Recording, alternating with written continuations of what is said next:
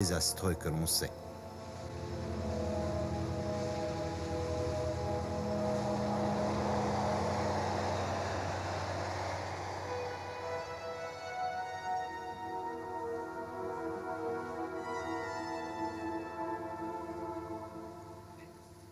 Les hommes constituent l'une des dernières espèces animales à être apparues sur notre planète. Il y a seulement 20 000 ans, ils n'étaient encore que des chasseurs nomades. Tout récemment encore, les Esquimaux parcouraient la glace à la recherche des phoques. Dans les jungles amazoniennes, les Indiens ont appris où trouver les éléments indispensables à leur subsistance.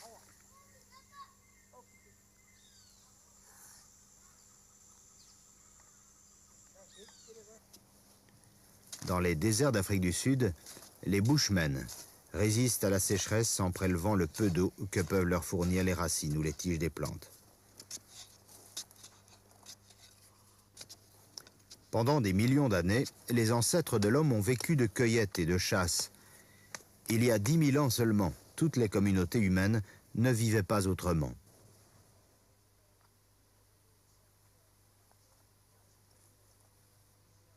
Dans ces forêts du Moyen-Orient, il y a largement de quoi se nourrir. Des pistaches, des amandes sauvages, des glands et toutes sortes de baies. Il y a 10 000 ans, les animaux sauvages abondaient. Il y avait des chèvres, des porcs, des chevaux, des taureaux sauvages, des gazelles. Mais malgré tout cela, la vie était dure. Des pluies torrentielles, des nuits glaciales et des journées torrides. Et puis, il y a 9 000 ans environ, tout a changé. L'homme a fait un pas décisif. Jusqu'alors, comme tous les animaux, il avait été conditionné par son environnement. Il avait été le jouet des éléments. À partir de ce moment-là, il a décidé de maîtriser cet environnement. Il a commencé à plier la nature à ses exigences, à la domestiquer à son profit. Cette vallée a été un des foyers de ce processus. À Béda, en Jordanie, on a retrouvé les vestiges d'un des premiers villages construits par l'homme. Non plus un campement, mais un habitat permanent avec des rues, des maisons et des quartiers. Ces constructions avaient des fondations solides. Le sol et les murs étaient recouverts d'un plâtre de boue et de chaux. Arrimés au mur, des piliers supportaient un toit de chaume. Ces gens avaient bâti une maison presque confortable qui les protégeait de la pluie et du soleil. Un foyer où les mères pouvaient mettre au monde leur enfant en relative sécurité.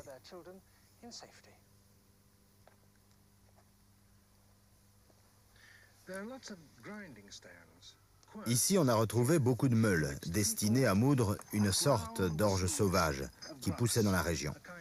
Elles ont servi également à moudre les grains d'une autre plante, elle aussi sauvage à l'époque, le blé dur. Solidement, confortablement installés ici, les habitants se découragèrent rapidement d'aller battre la campagne au hasard pour récolter le blé, l'orge et d'autres céréales, comme ils le faisaient depuis des siècles.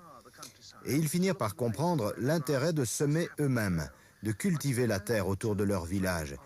Ils pouvaient ainsi la surveiller, ils pouvaient s'assurer qu'elle ne serait pas saccagée par les animaux sauvages. Peu à peu, ils perfectionnèrent leur culture, ils augmentèrent les rendements, et c'est ainsi qu'ils devinrent les premiers véritables agriculteurs.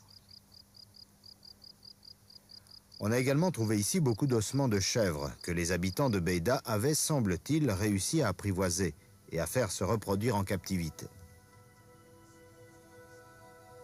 Les procédés de domestication et les animaux domestiques eux-mêmes ont alors lentement gagné l'Europe.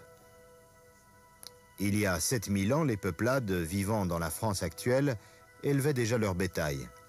1000 ans plus tard, leurs techniques et les gardiens de troupeaux eux-mêmes traversaient la Manche pour gagner l'Angleterre.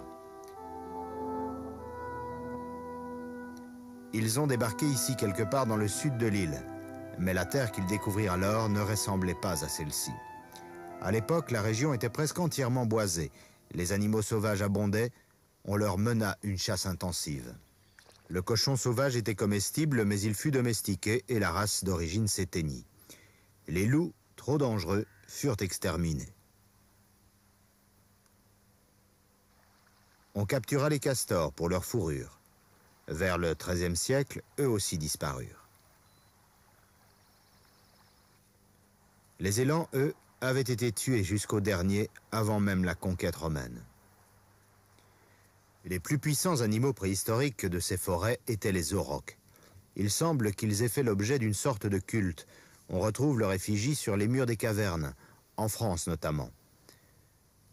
Ce sont les ancêtres des bovins domestiques. Certains de leurs lointains descendants vivent encore dans les monts Cheviot, au nord de l'Angleterre.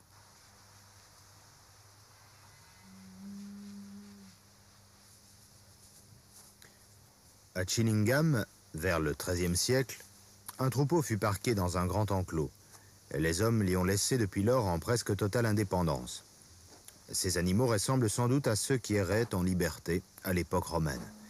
Très différent de ce qu'est devenue la gentille vache frisonne d'aujourd'hui.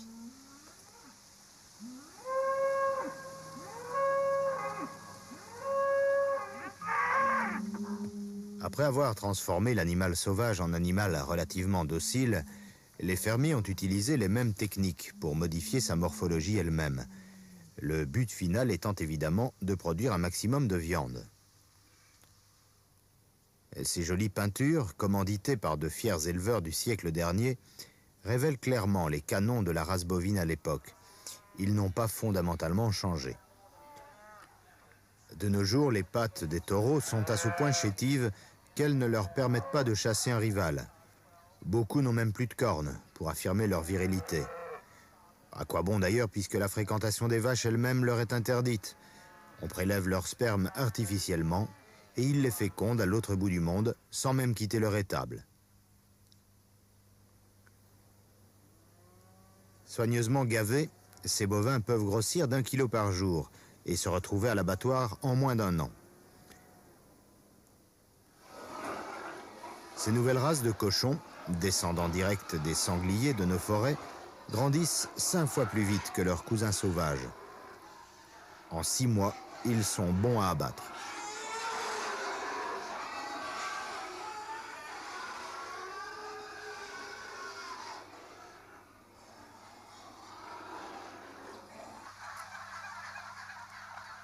Ces dindes ne ressemblent plus guère à celles qui vivaient autrefois en liberté en Amérique centrale. On les produit en masse par insémination artificielle.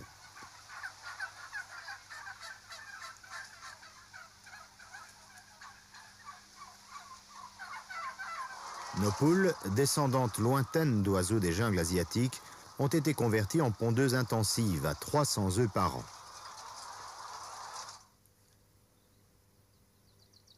Les mêmes techniques de production sélective sont appliquées à nos légumes, originaires du monde entier. La pomme de terre provient des Andes, où elle était cultivée déjà par les Incas. Le pois est originaire d'Italie, où on le consommait dès le XVIe siècle. Les fèves viennent du Mexique, la rhubarbe de Chine, la betterave d'Allemagne. Et ce légume-ci était cultivé au 7e siècle en Afghanistan. On le transplanta en Afrique du Nord. Les Maures l'amenèrent en Europe, où les Hollandais s'en firent une spécialité. C'est la carotte. D'autres végétaux, qui interviennent pour une part essentielle dans l'alimentation humaine, ne poussent cependant pas dans nos potagers, où ils passeraient pour de mauvaises herbes.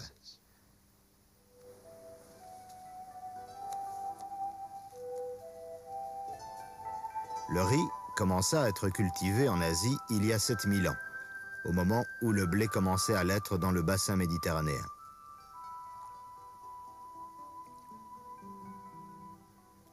Au fil des siècles, on perfectionna les techniques de production dans des terrasses inondées, au point que le riz se récolte aujourd'hui plusieurs fois par an.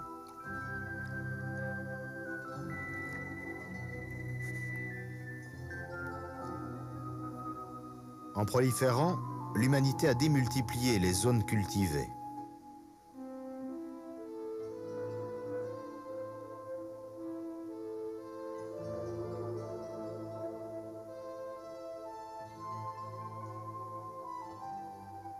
Aujourd'hui, 11% des terres arables sont destinées à la seule culture du riz, dont dépend l'alimentation de la moitié de la population du globe.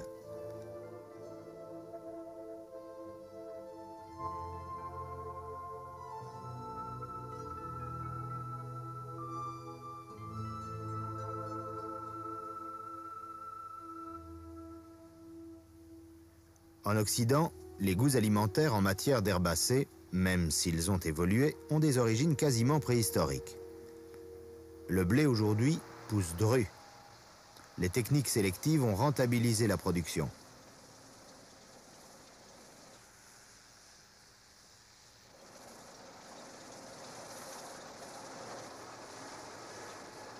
En un demi-siècle, le volume des récoltes a doublé.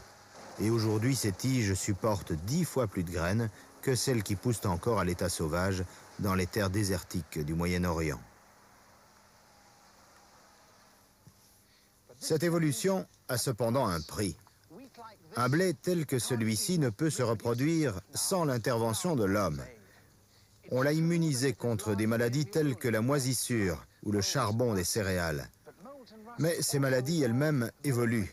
Elles menacent les nouvelles espèces, au point que les agriculteurs doivent en changer tous les 10 ans. De nos jours ne poussent plus aux États-Unis que 4 familles de blé.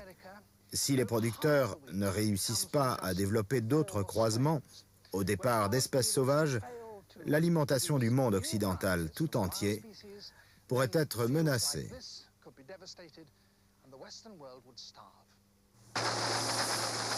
Pour subvenir aux besoins sans cesse croissants de l'humanité, d'immenses étendues, les plus fertiles de la planète, ont été converties en terres de culture.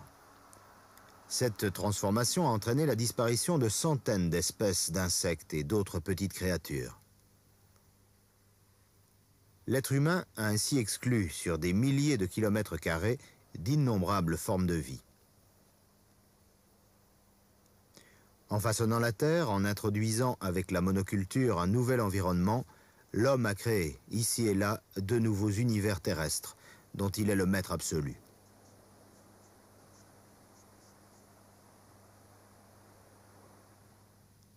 Ceci pourrait être considéré comme un autre genre de monoculture.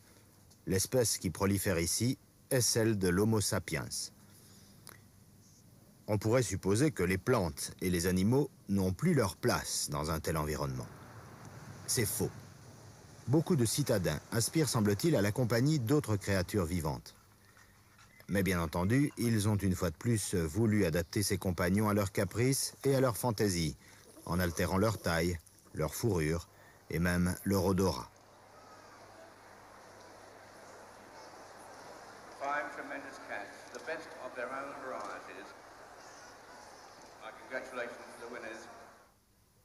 D'autres organismes vivants ont découvert que les villes ne leur étaient pas fatalement interdites. Au fond, si une coulée de lave apparemment stérile peut finir par être colonisée, pourquoi pas l'asphalte d'une rue? Au XVIIIe siècle, un botaniste recueillit une herbe de Saint-Jacques, ou Jacobie, qui poussait sur les pentes de l'Etna. Il lui prit la fantaisie de la ramener à Oxford, pour tenter de la cultiver dans un jardin botanique. 60 ans plus tard, l'herbe avait prospéré sur les murs du collège.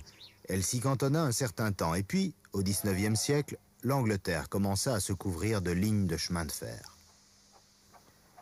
Les moellons sur lesquels étaient posés les rails convenaient tout à fait à l'herbe de Saint-Jacques. C'est pourquoi elle continue d'y fleurir de nos jours. Quelques animaux sauvages ont également réussi à s'adapter à cet environnement créé par l'homme en apparence hostile. Des loutres de mer nagent ainsi joyeusement dans les ports de Californie. Les chiens de prairie, exclus de leur domaine par les fermiers, ont trouvé de nouveaux habitats, au cœur même des villes. De même que les renards, qui se nourrissent dans les poubelles et logent sur les toits de banlieue.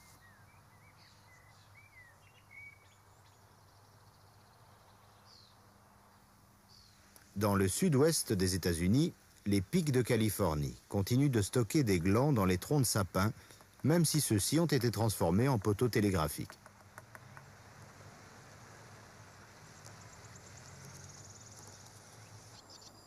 Les hirondelles ont appris depuis longtemps à exploiter les gouttières pour y établir leur nid.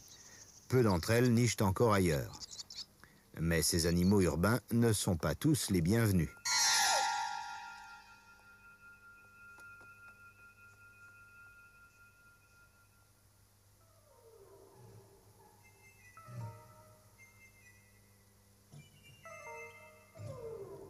Ces insectes, ou ces mammifères un peu trop familiers, prétendent nous disputer notre nourriture.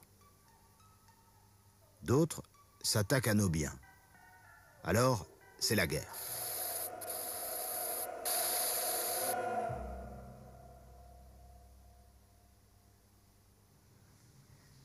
Tous ces animaux ne font pas seulement des razzias dans nos gardes-manger. Ils sont également susceptibles de répandre des maladies. Et nous sommes obligés d'en contrôler la prolifération. Nous les attrapons dans des pièges ou nous les empoisonnons.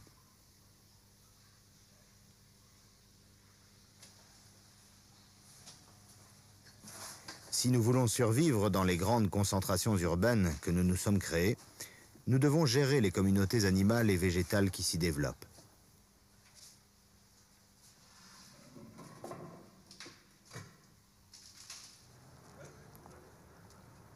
Nous devons évacuer de nos cités l'énorme quantité d'ordures que nous produisons. New York produit 22 000 tonnes de déchets par jour. La moitié est chargée sur des péniches qui descendent l'Hudson pour être déversées sur Staten Island.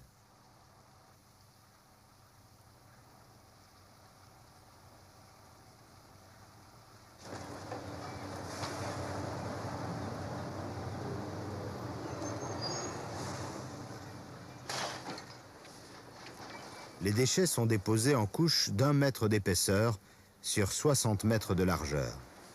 Chaque jour, ces couches avancent de 30 mètres. Et lorsque la surface est totalement recouverte, on redépose par-dessus une nouvelle couche.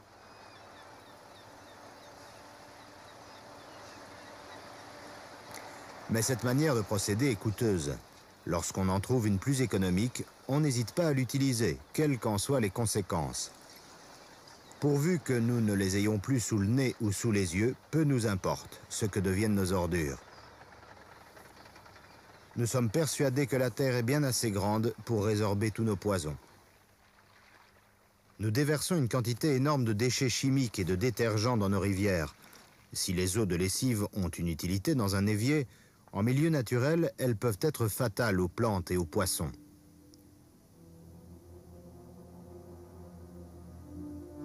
En dépit de toutes les réglementations, nous déversons du pétrole dans la mer, au point qu'aujourd'hui, il n'est pratiquement plus un coin d'océan, si éloigné soit-il, où l'on ne rencontre ici ou là une nappe de mazout.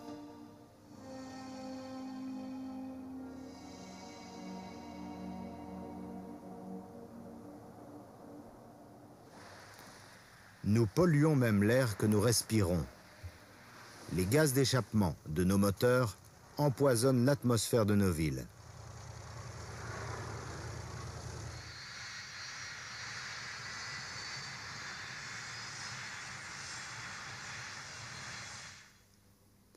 Les vapeurs qui s'échappent des tours de refroidissement d'une centrale électrique sont relativement sans danger. Mais les gaz de combustion du charbon ou du pétrole ne le sont certainement pas. Nous avons trouvé à ce problème une solution élémentaire. Nous construisons des cheminées de plus en plus hautes, afin que leur fumée soit évacuée le plus loin possible. Elles ne disparaissent évidemment pas pour autant. Emportées par les vents, elles vont se déposer dans des régions parfois éloignées de plusieurs centaines de kilomètres.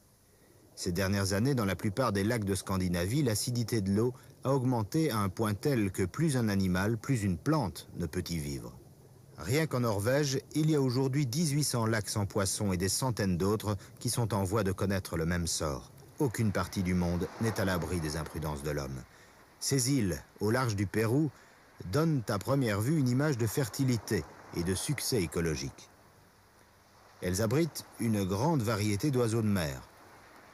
Des pélicans, des fous, des sternes et des mouettes.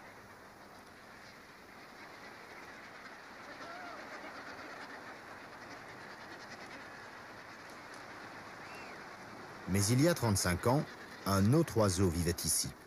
Une espèce de cormoran, appelé goannet. À l'époque où ces images ont été filmées, dans les années 50, plus de 5 millions de goanets nichaient sur une seule de ces îles. Cet oiseau se nourrit exclusivement d'anchois. Il rejette une grande proportion du poisson digéré sous forme de guano. Les pluies ici sont rares. Le guano n'est pas dissous par l'eau. Il s'accumule sur les rochers Or, il y a un siècle, on s'aperçut que cette substance organique constituait un fertilisant d'une richesse incomparable. Le guano fut récolté systématiquement et vendu au prix fort. Et le guanet devint l'oiseau le plus rentable du monde. Mais dans les années 50 se développa en Europe la fabrication des fertilisants chimiques. Le prix du guano chuta et les populations qui en vivaient commencèrent à récolter non plus le guano, mais les anchois. En une seule année, on en pêcha 14 millions de tonnes vendues comme nourriture pour bétail. Cette pêche intensive amena rapidement la quasi-disparition des anchois dans ces eaux. Et par voie de conséquence, un effondrement de la population des cormorans guanais. À l'heure actuelle, la population des cormorans sur cette île est tombée à 2% de ce qu'elle était il y a 35 ans. Et ces murets, qui auraient été entièrement recouverts de guano en 2 ans, n'en accumulent plus aujourd'hui qu'une couche infime. Mais les cormorans ne laissent pas tomber le guano que sur terre. L'essentiel se dépose en mer. Il y fertilise les eaux. Il permet le développement des plantes flottantes, donc du plancton, qui sert de nourriture aux anchois. Ainsi, le cercle est bouclé. Si vous avez moins d'anchois, vous aurez moins de cormorans. Mais si vous avez moins de cormorans, vous aurez aussi moins d'anchois. Sans compter que les anchois ne servent pas de nourriture qu'aux seuls cormorans, mais à d'autres espèces de poissons comme les bars et les thons. Conclusion, cet acte de surpêche irréfléchi, il y a 35 ans, a entraîné pour cette région la perte des